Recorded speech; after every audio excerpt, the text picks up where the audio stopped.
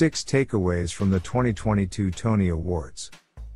The 75th Annual Tony Awards celebrated Broadway's first full season after the pandemic shutdown. Many of the shows up for awards were supposed to open in 2020, until theaters unexpectedly closed for a year and a half. One of the producers for the Lehman trilogy, in his speech accepting the award for Best Play, said, with resignation, that between the 4th and 5th preview were 577 days. Yet this Tony Awards didn't harp on how hard COVID was for the industry. It didn't beg tourists to return. Instead, the show was surprisingly warm and welcoming, thanks in large part to its host, Ariana DeBose. Here are the 6 things that struck me as I watched the Tony Awards Sunday night. 1. Let Ariana DeBose host everything. DeBose, who won an Oscar for her portrayal of Anita in Steven Spielberg's West Side Story, gave a masterclass on how to host an award show, or really, any show.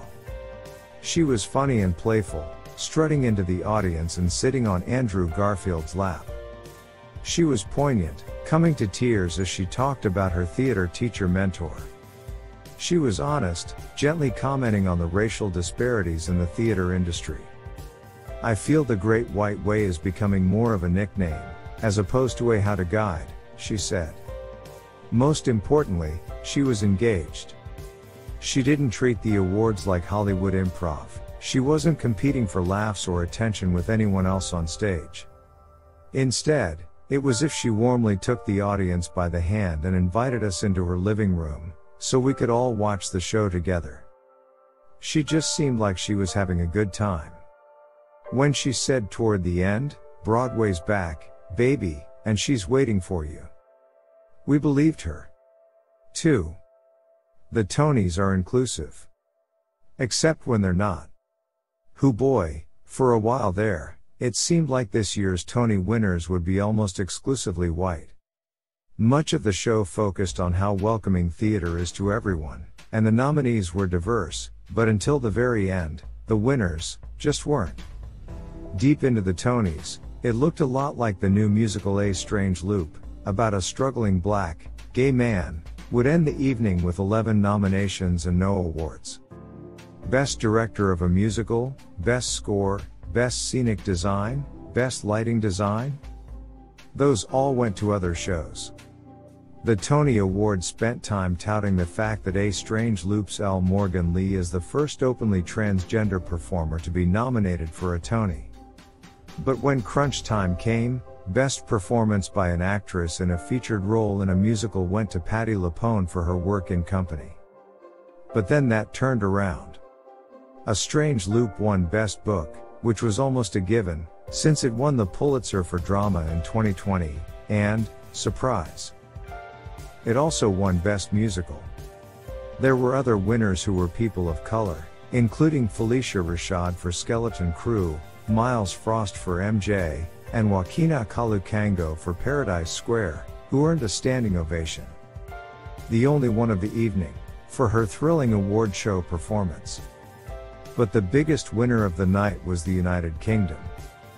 Winners: Simon Russell Beale, Sam Mendes, Marianne Elliott, Toby Marlowe, Lucy Moss, Bunny Christie, S. Devlin, Gabriella Slade, John Clark, Ben Power. All British. 3. Hooray for understudies, and standbys and swings and stage managers and. A theme of the night was deep gratitude for the uncelebrated people who keep the show running, especially when the big names are out with COVID. Ariana DeBose herself mentioned she started her Broadway career as an understudy. She pointed out that understudy Mallory Maid, who performed in a number from the new musical 6 at the Tony Awards, had just a few hours warning before she had to go on. Other winners, like Jessie Tyler Ferguson, thanked understudies, standbys and swings in their speeches. Plus, Paradise Square stage manager was introduced to the cameras. And 150 Broadway COVID safety managers were given tickets to the awards show. They waved to the television audience from the balcony. A quick note: often, Everyone who goes on for an actor is assumed to be an understudy. But understudies perform in the ensemble and then go on in lead roles if needed.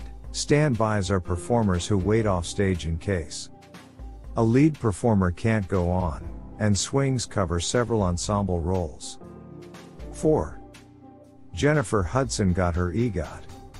Hudson had already won an Emmy, a Grammy and an Oscar, and tonight she won a Tony. She is listed as one of a number of co-producers of A Strange Loop, which she joined once it transferred to Broadway. She's the 17th performer to achieve EGOT status, and the second black woman. 5. Dana H. finally got the recognition it deserved. Dana H., which closed in November last year, was so little known that 2 presenters mispronounced it. George Takei called it Diana. Josh Lucas called it Donna H. But it was an extraordinary, eviscerating show. Playwright Lucas Nath compiled recordings of his mother telling the story of her kidnapping when her son was in college, and then actor Deirdre O'Connell lip-synced to the tape. O'Connell is on stage by herself almost the entire time. The play's Mikhail Feiksel won for Best Sound Design, which seemed like an of-course moment, since the whole play was based around sound. But unexpectedly, O'Connell, who was up against actors like Mary Louise Parker and Ruth Negga, won a Tony.